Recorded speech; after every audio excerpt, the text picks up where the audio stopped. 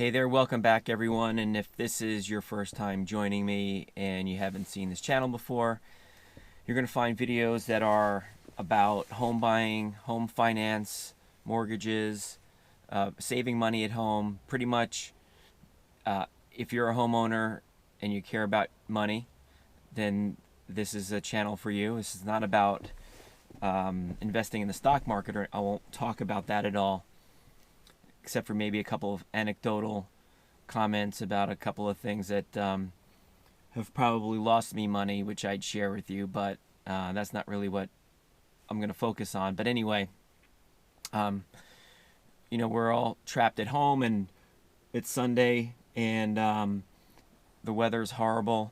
I just had to get out of the house. I'm parked here next to a lake just for a change of scenery. And I also wanted to talk about something that's just been bothering me lately.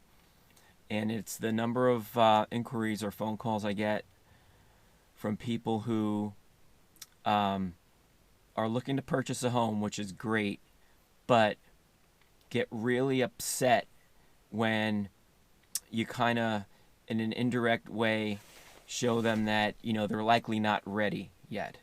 I guess because there's a little bit of this entitlement thing happening. So I wanted to just talk a little bit about, when you are not ready to buy a house.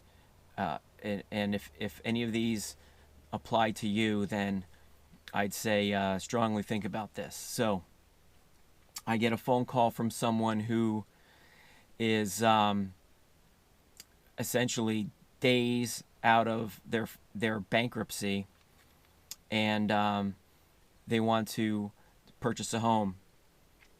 The good news is they actually somehow still have credit scores in the mid 600s. Maybe the whole bankruptcy thing hasn't caught up to the credit agencies, but they have no money and expect to get a mortgage with a bankruptcy with little to no down payment. There are a lot of reasons why you may have filed for bankruptcy, and in some instances things happen to people where there's things that are maybe out of their control, or some other person in their life did something and therefore they have to file for bankruptcy. These things occur, but this is not the time to purchase a home. You need to get your 2 feet back under you and get things together and make sure everything is squared away financially before you go out and get yourself involved in a mortgage. So that's one. Two, you just were foreclosed on in another home, and now you want to purchase yet another one, and you're wondering why there's some scrutiny from the lenders as to your worthiness here and whether or not you should be approved for a mortgage. Can you get a mortgage right out of a foreclosure? Yes. However, there are going to be a lot of other compensating factors that you need to bring with you. A, the income. B, a down payment. C, some credit scores that are above 600 or mid 600s.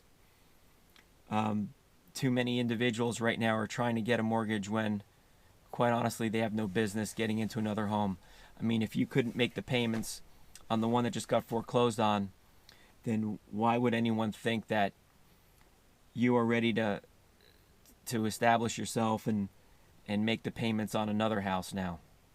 So that's another one. 3, you have no job.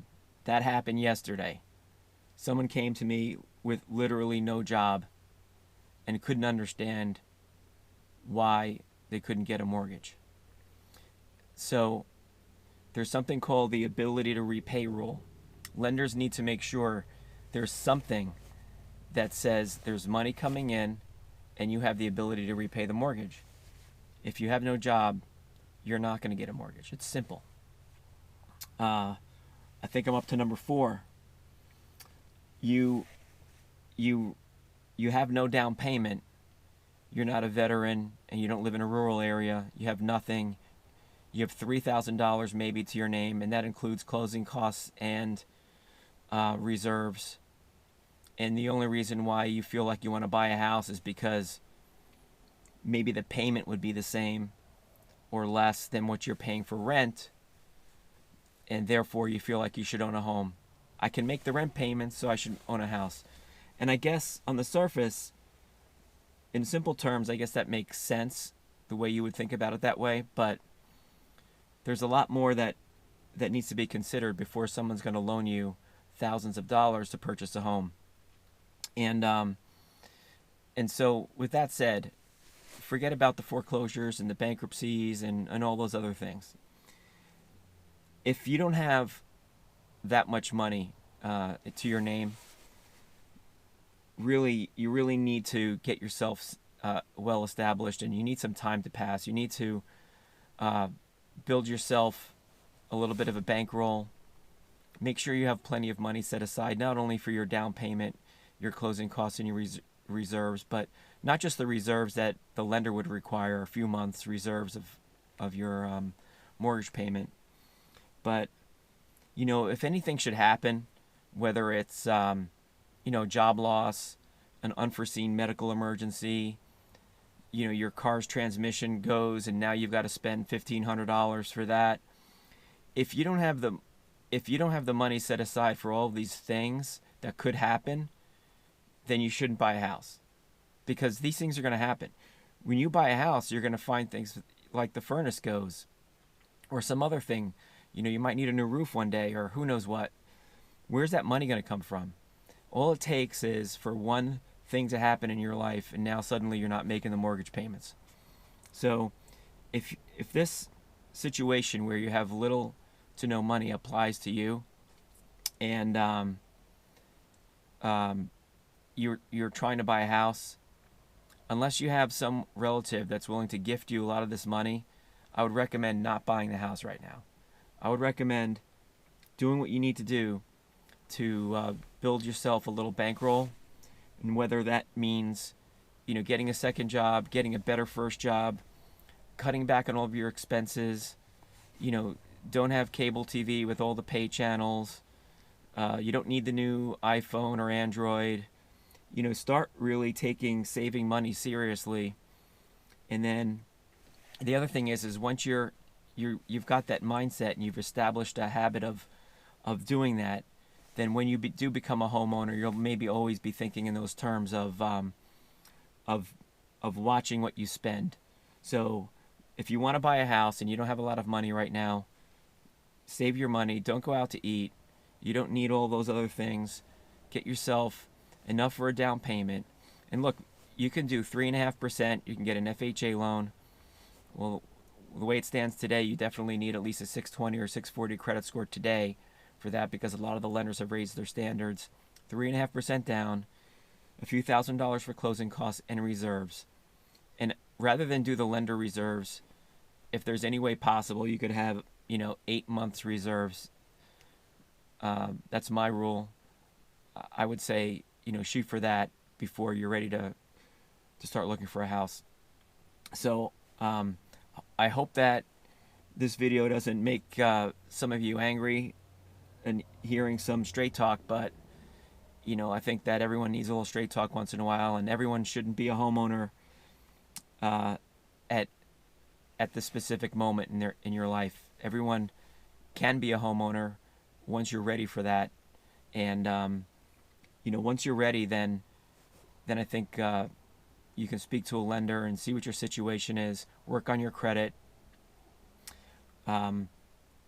And if you've just come out of a bankruptcy or foreclosure, like I said in the beginning of the video, I think it's time that you really evaluate what it is that you've done to get yourself in this situation, and is it really the right thing to try to jump into another house right now?